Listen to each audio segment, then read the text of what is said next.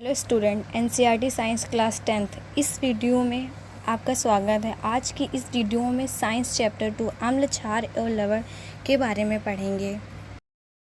अम्ल और क्षारक क्या होते हैं? जैसे मान लीजिए अम्ल है, कुछ पदार्थ का स्वाद खट्टा होता है, जैसे नींबू, इमली, दही, संतरा। ये तो हम लोगों का डेली लाइफ का एक्सपीरियंस है। इत्यादि इन पदार्थों में क्या पाया जाता है? अम्ल पाया जाता है। किसमें? नींबू, इमली, दही, संतरा।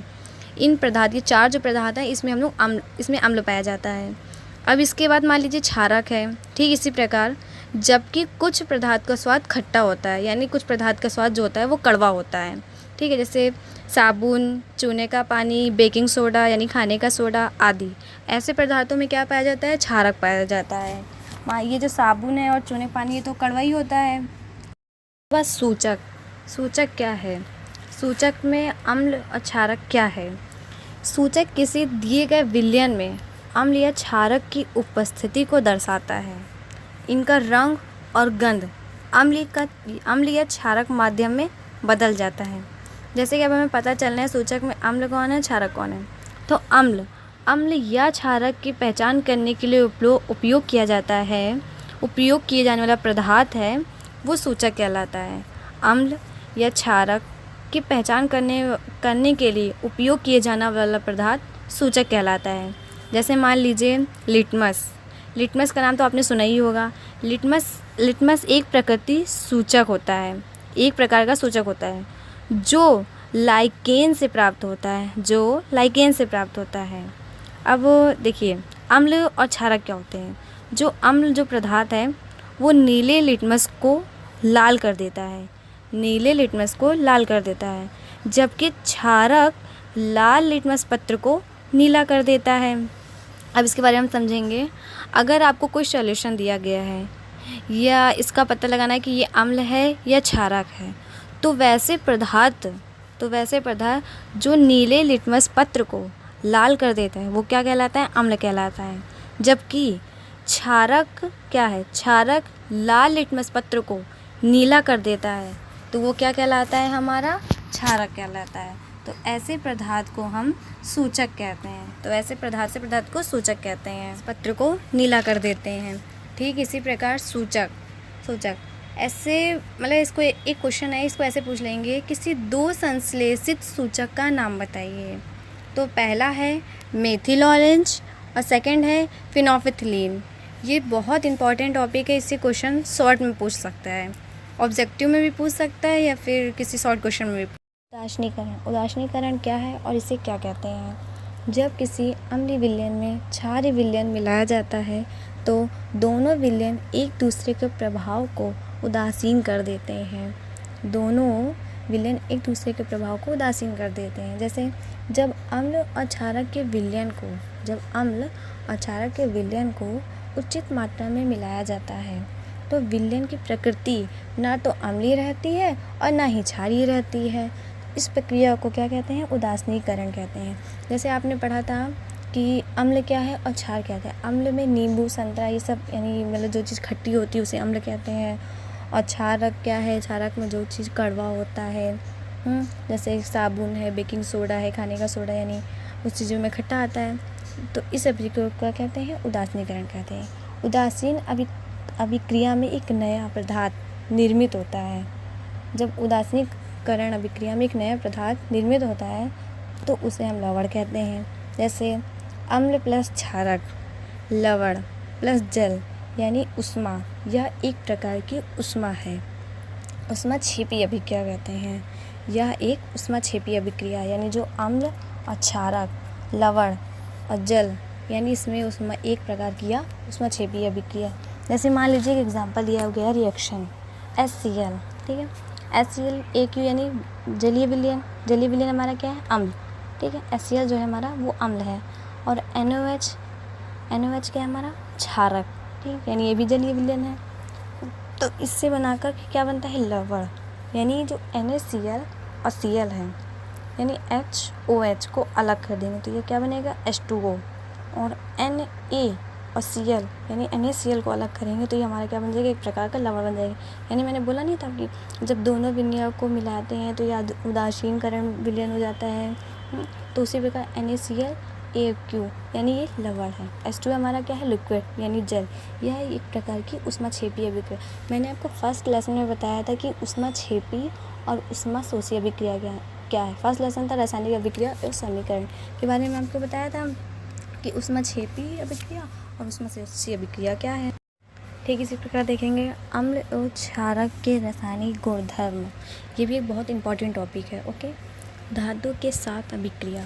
जब तनु सल्फ्यूरिक अम्ल में दानेदार जिंक के टुकड़े डाले जाते हैं तो हाइड्रोजन गैस निकलती है।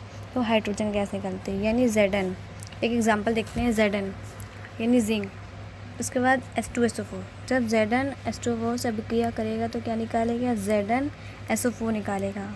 उसके बाद इसमें कौन सी गैस निकलेगी, हाइड्रोजन गैस। कौन सी, H2 यानी हाइड्रोजन गैस इसमें से निकल जाएगी यानी G।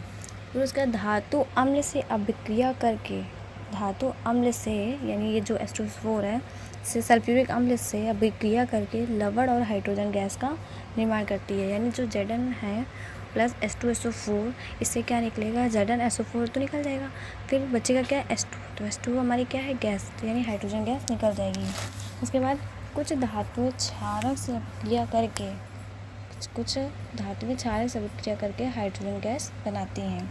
जैसे एक एग्जांपल इसका देखेंगे, NaOH sodium hydrogen, Zn Na2ZnO2 plus H2O। देखिए H2O देखिए हाइड्रोजन गैस निकली है। जो Na2ZnO2 है तो ये क्या है, सोडियम जिंकेट है।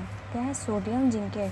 जब NaOH प्लस Zn से अभिक्रिया करेगी तो क्या निकलेगा, Na2ZnO2 प्लस H2O यानी हाइड्रोजन गैस निकल जाएगी। और ये क्या है हमारा, Na2ZnO2 में क्या है, सोडियम जिंकेट। परंतु ये एक बहुत इंपॉर्टेंट टॉपिक है, परंतु ऐसी अभिक्रिया सभी धातुओं के साथ संभव नहीं होती हैं। फिर इसी प्रकार देखेंगे, सेकंड है धातु कार्बोनेट अम्ल के साथ अभिक्रिया करके लवण, जल और कार्बन डाइऑक्साइड बनाते हैं।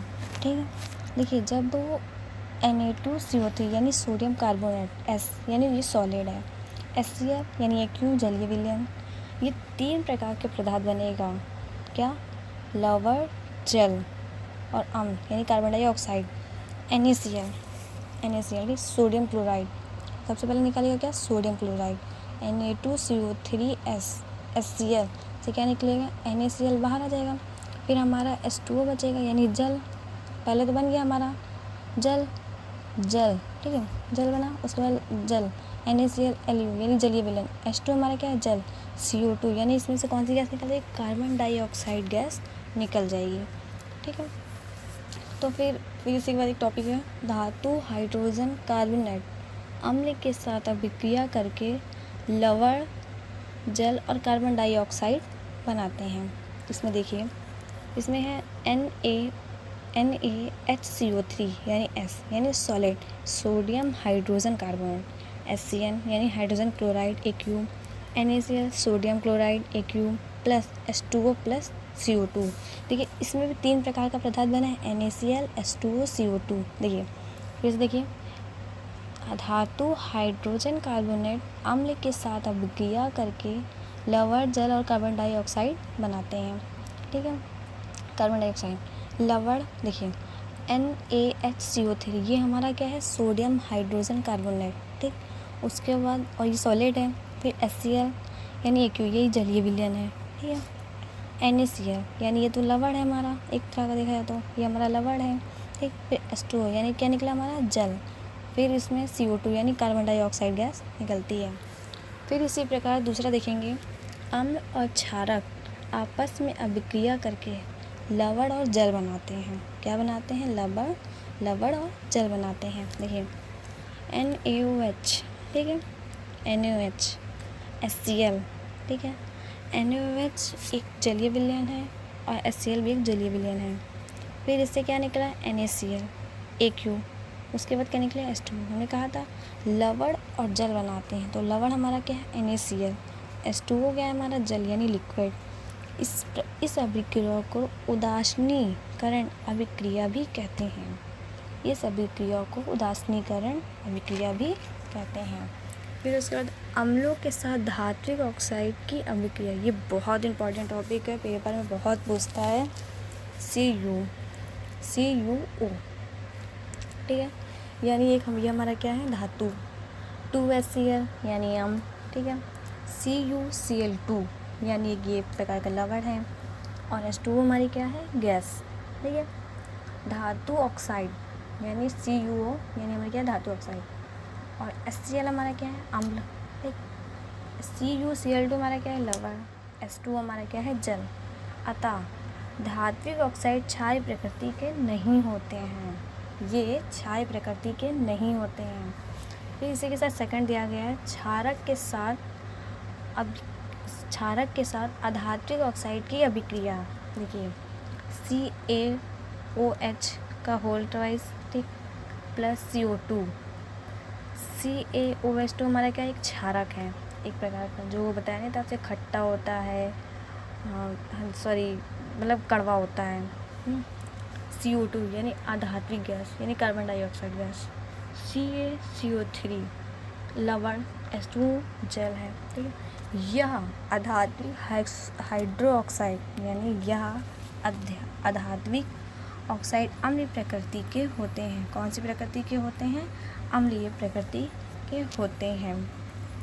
ये बहुत इंपॉर्टेंट टॉपिक है, इसे आप लोग ज़रूर पढ़ लीजिएगा। ठीक इसी प्रकार नेक्स्ट टॉपिक देखेंगे, अम्ल और क्षार का जलीय विलयन क्या होता है। अम्ल जल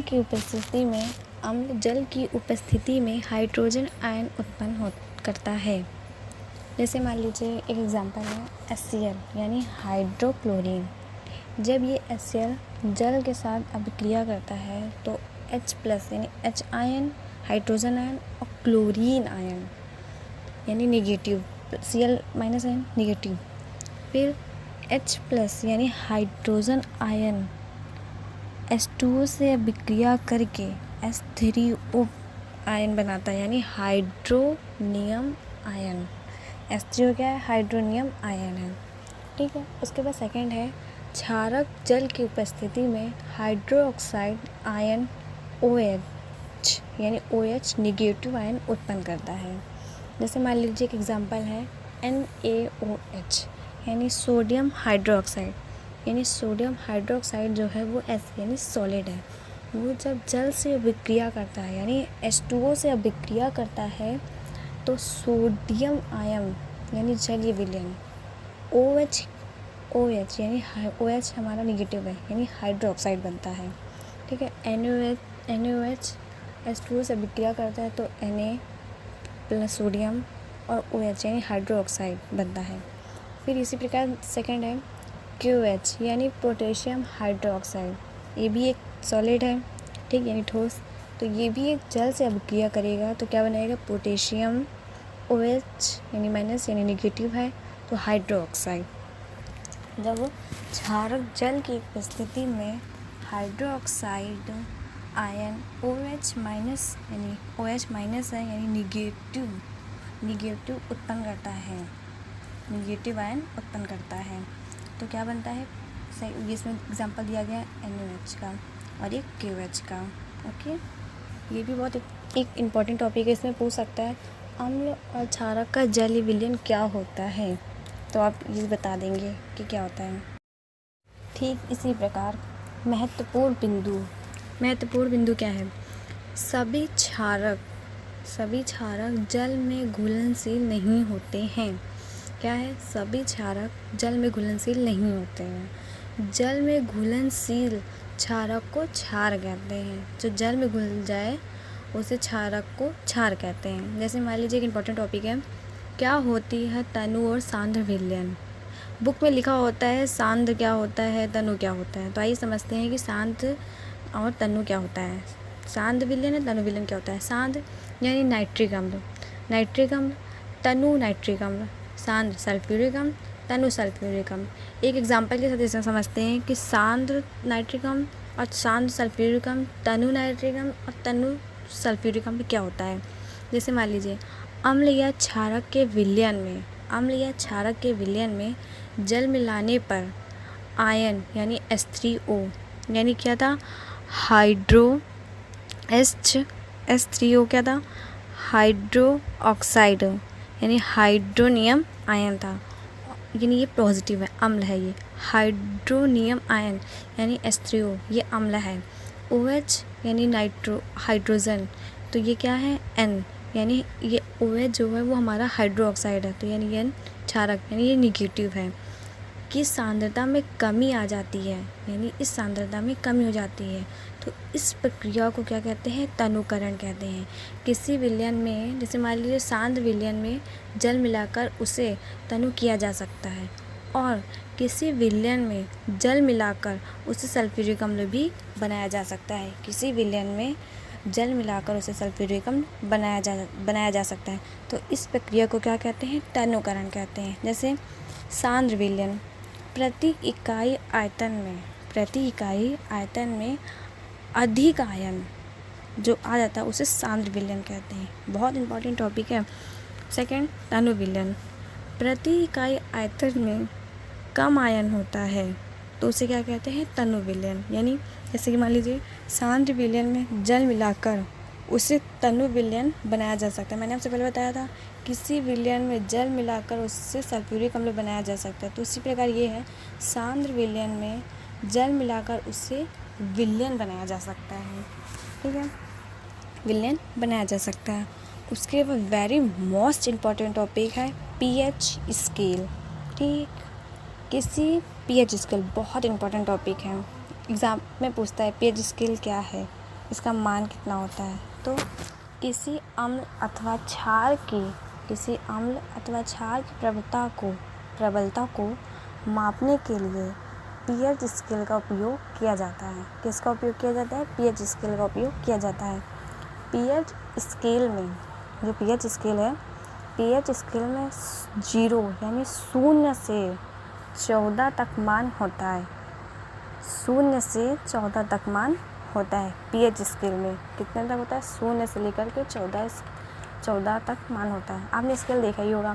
किसी विलयन का पीएच मान उसकी अम्लता अथवा क्षारकता को व्यक्त करती है। किसी मतलब ऐसा नहीं है कि अम्ल क्षारकता को व्यक्त करती है और क्षारकता अम्ल को व्यक्त, ऐसा कुछ नहीं है।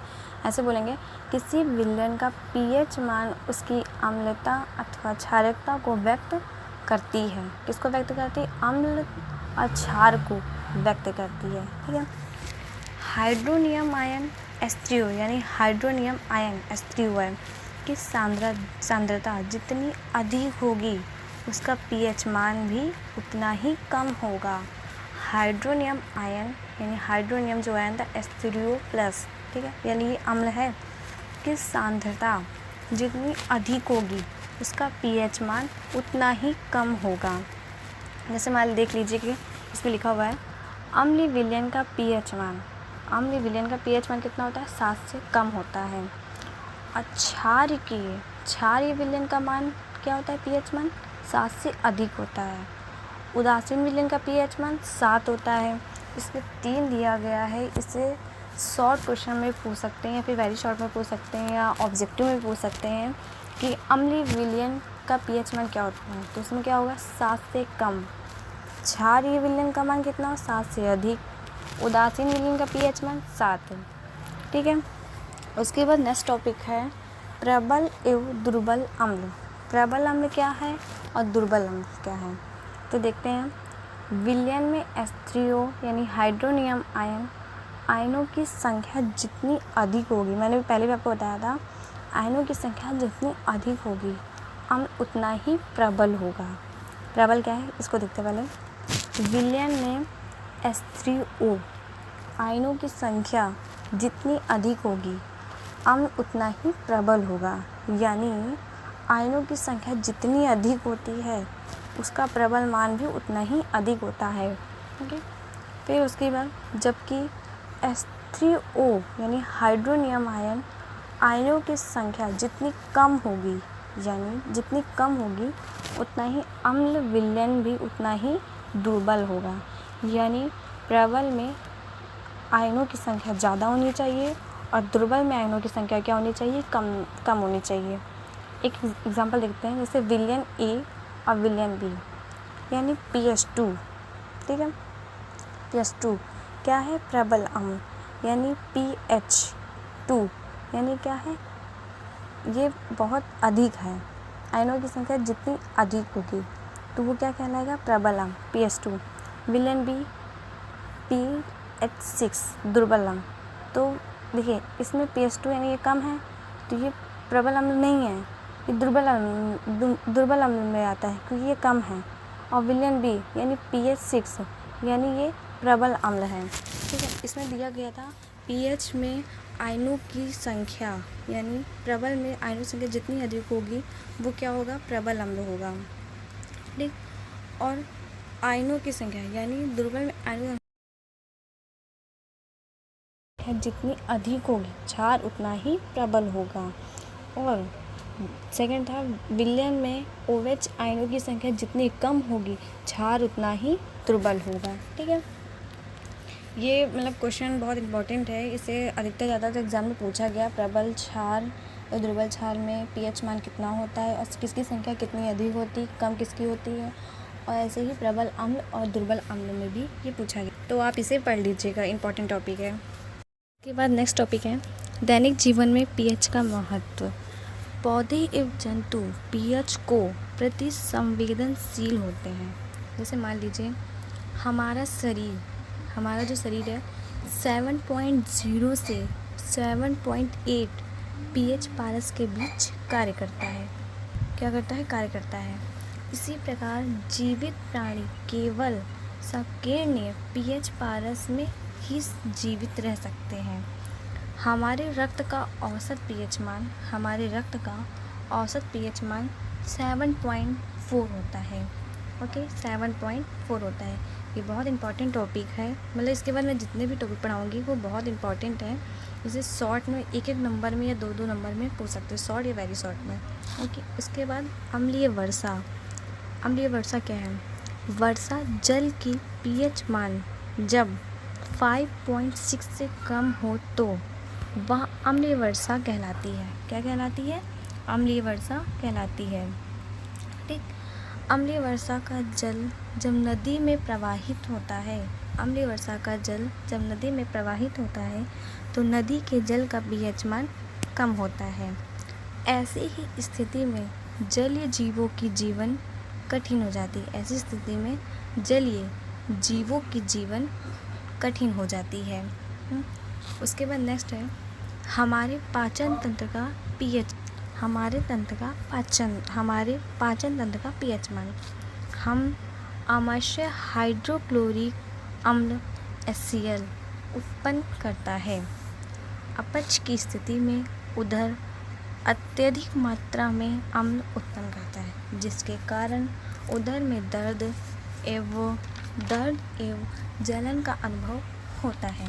ओके, दर्द से मुक्ति के लिए एंटासिड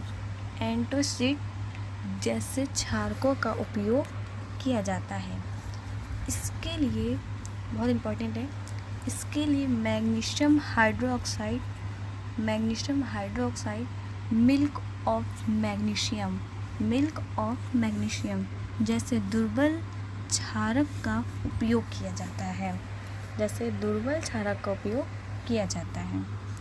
ओके, उसके बाद है पीएच परिवर्तन के कारण दंत क्षय, यानी जो हम लोग मंथन करते हैं वो पीएच परिवर्तन के कारण दंत क्षय, जो दंतकांति मंजन आया है उसी के बारे में टॉपिक है। मुंह के पीएच का मान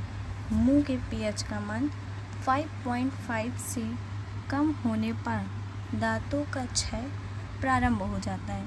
क्या प्रारंभ हो जाता है? दांतों का क्षय प्रारंभ हो जाता है। दांतों का इनेमल कैल्शियम फॉस्फेट से बना होता है। किससे बना होता है? कैल्शियम फॉस्फेट से बना होता है, जो शरीर का सबसे कठोर पदार्थ होता है। मुंह के पीएच मान 5.5 से कम होने पर यह संशोधित भी हो जाता है। इसलिए मुंह की सफाई के लिए क्षार के दंत मंजन का उपयोग किया जाता है, ताकि अम्ल की अधिकता को उदासीन किया जा सकता है। मुंह के पीएच का मान 5.5 से कम होने पर यह संचित हो जाता है। ये क्वेश्चन ऐसे पूछ लेगा कि मुंह का पीएच मान संचित कब होता है, कम होने पे कितना होता है, तो आप क्या कहेंगे 5.5 से कम होने पर यह संचित हो जाता है। ठीक है। आइए कहेंगे मुंह के दांतों का क्षय कब प्रारंभ होता है, तो मुंह के पीएच मान 5.5 से कम होने पर दांतों का क्षय प्रारंभ हो जाता है। ठीक है। उसके बाद है नेक्स्ट, पशुओं एवं पौधों द्वारा उत्पन्न रसायनों से आत्मरक्षा। ठीक है, बहुत इंपॉर्टेंट टॉपिक है। इसमें से ऐसे क्वेश्चन बहुत पूछे जाते हैं। देखिए देखते हैं। मधुमक्खी का डंक एक अम्ल छोड़ता है। कैसे क्या छोड़ता है? एक अम्ल छोड़ता है। ठीक है, जिसके कारण दर्द एवं जलन का हमें अनुभव होता है। यानी हमें मधुमक्खी से काट लेती है तो दर्द तो होगा ही, जाहिर सी बात है, तो उसका हम लोगों को अनुभव भी होता है। लेकिन ये नहीं पता होता इसमें कौन सा क्षार छोड़ता है या अम्ल। लेकिन इसमें एक डंक एक अम्ल छोड़ता है, यानी एक अम्ल पदार्थ है। डंक मारे गए अंग में बेकिंग सोडा जैसे दुर्बल क्षारक के उपयोग से आराम मिलते हैं। यानी जो बेकिंग सोडा, जो हम लोग खाने वाला सोडा इस्तेमाल करते हैं उसे बेकिंग सोडा बोलते हैं। इसका हम लोग इस्तेमाल करते हैं। इसी प्रकार नेटल का डंक भी मेथेनोइक अम्ल छोड़ता है। जैसे कि मधुमक्खी के डंक मारने पर एक अम्ल छोड़ता है, वैसे उसमें बेकिंग सोडा का इस्तेमाल करते हैं। इसमें इसी प्रकार नेटल का डंक भी मेथेनोइक अम्ल छोड़ता है। ठीक है। नेटल एक सक्रिय पादप है जो जंगली में उपचयता है। ठीक है, जो जंगली में उपचयता है। फिर उसके बाद नेक्स्ट है कुछ प्राकृतिक अम्ल एवं उनके स्रोत। एक तरफ प्राकृतिक स्रोत है, एक तरफ अम्ल। ठीक, देखते हैं कौन कौन सी है। जैसे टमाटर क्या है? ऑक्सैलिक अम्ल है। इमली टार्टरिक अम्ल है। नींबू सिट्रिक अम्ल है। संतरा भी हमारा सिट्रिक अम्ल है। दही क्या है? लैक्टिक अम्ल है। चींटी का डंक मेथेनोइक अम्ल है। नेटल का डंक ये भी मेथेनोइक अम्ल है। सिरका क्या है? एस्टिक अम्ल है। सिरका एक हमारा एस्टिक अम्ल है। उसके बाद हम लोग देखेंगे लवण का पीएच मान। जैसे उसमें पीएच स्केल का मान था, वैसे इसमें लवण का पीएच मान है, बस थोड़ा सा डिफरेंट है। इसमें समझने वाली चीज़ है। देखिए, जैसे मान लीजिए लवण का पीएच मान। देखिए, प्रबल अम्ल एवं प्रबल क्षारक के लवण के पीएच मान 7 होता है। क्या होता है? 7 होता है। फिर सेकंड है प्रबल अम्ल एवं दुर्बल क्षारक के लवण के पीएच का मान 7 से कम होता है। ठीक है। उसके बाद नेक्स्ट है दुर्बल अम्ल एवं प्रबल क्षारक के लवण के पीएच का मान 7 से अधिक होता है। क्या होता है? 7 से अधिक होता है। उसके बाद है साधारण नमक जो हम लोग खाने में इस्तेमाल करते हैं। इसका रासायनिक नाम क्या है? Sodium chloride. क्या है? सोडियम क्लोराइड यानी NaCl, सोडियम क्लोराइड। इसका उपयोग हम अपने भोजन के साथ करते हैं। इसका उपयोग हम लोग अपने जो भोजन हम लोग खाना खाते हैं उसमें इस्तेमाल करते हैं साधारण तौर पे। समुद्र जल में कई प्रकार के लवण घुले होते हैं। समुद्र में बहुत सारे प्रकार के लवण घुले होते हैं।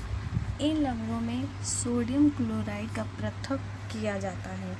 इन लवणों में क्या किया जाता है? सोडियम क्लोराइड का पृथक किया जाता है। ओके, ये बहुत इंपॉर्टेंट टॉपिक है। इसमें पूछ लेगा साधारण नमक जो इस्तेमाल किया जाता है वो उसका रासायनिक नाम क्या है, तो आप बताएंगे सोडियम क्लोराइड है। ये किस चीज़ में इस्तेमाल किया जाता है? साधारण मतलब जो हम लोग भोजन करते हैं उसमें इस्तेमाल किया जाता है। समुद्री जल में कई प्रकार क्या होते हैं? लवण घुल जाते हैं। इन लवणों में क्या पृथक है? सोडियम क्लोराइड पृथक है। ऐसे मतलब एक छोटे छोटे क्वेश्चन पूछ सकता है। ओके, उसके बाद नेक्स्ट है विरंजक चूर्ण यानी ब्लीचिंग पाउडर। जब जलीय विलयन क्लोराइड लवण जल के विद्युत अपघटन से क्लोरीन गैस का निर्माण करता है तो क्या बनाता है? विरंजक चूर्ण। देखिए एग्जाम्पल 2NaCl यानी ये जलीय विलयन है। सोडियम क्लोराइड जलीय विलयन से ये क्रिया कर रहा है जल से, यानी 2H2O।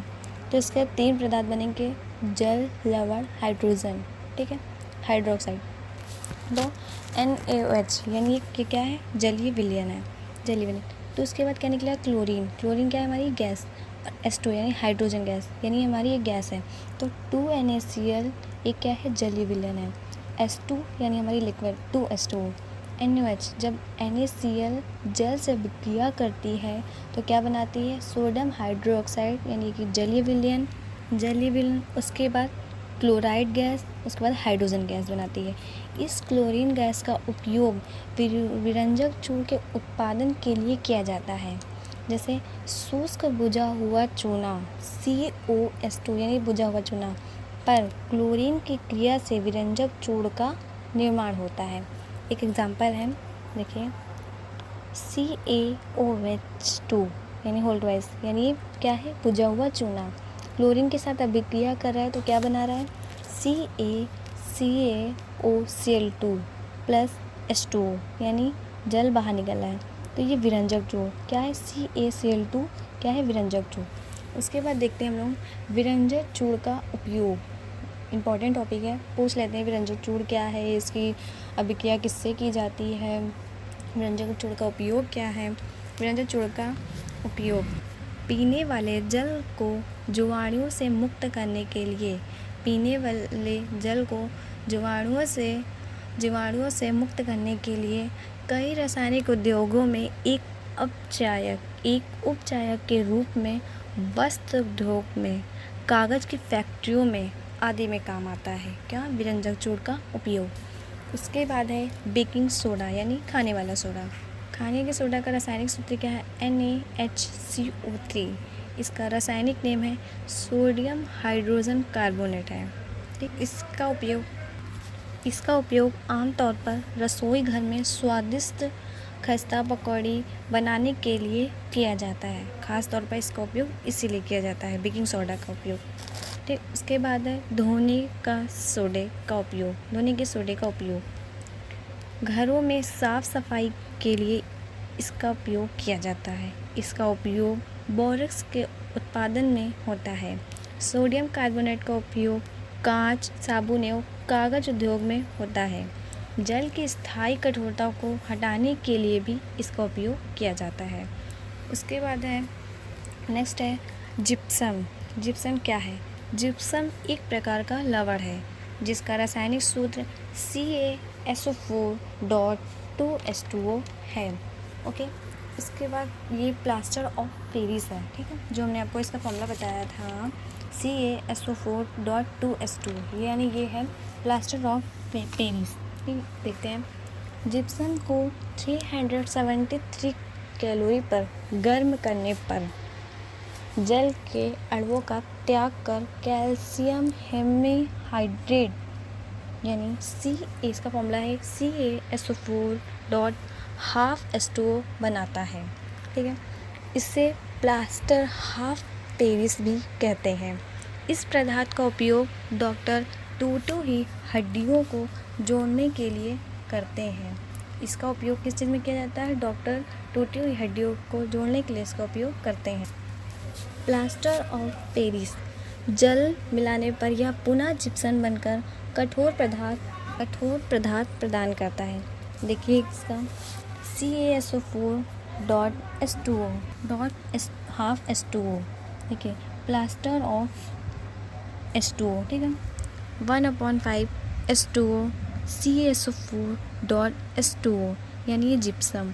जब CaSO4 यानी प्लास्टर ऑफ पेरिस जब इससे अभिक्रिया करेगा 1/2 से H2O से यानी जल से अभिक्रिया करेगा तो क्या बनेगा, जिप्सम CaSO4.2H2O बनाएगा, ठीक है, ये बनाएगा। इसमें ये बहुत इंपॉर्टेंट टॉपिक है, प्लास्टर ऑफ पेरिस, जिप्सम, विरंजक चूर्ण, साधारण नमक, बेकिंग सोडा, विरंजक चूर्ण का उपयोग, ये बहुत इंपॉर्टेंट टॉपिक है। आप लोग पेपर के टाइम इसे ज़रूर पढ़ लीजिएगा। अगर मेरी ये वीडियो आपको पसंद आई हो तो इसे लाइक शेयर ज़रूर करें।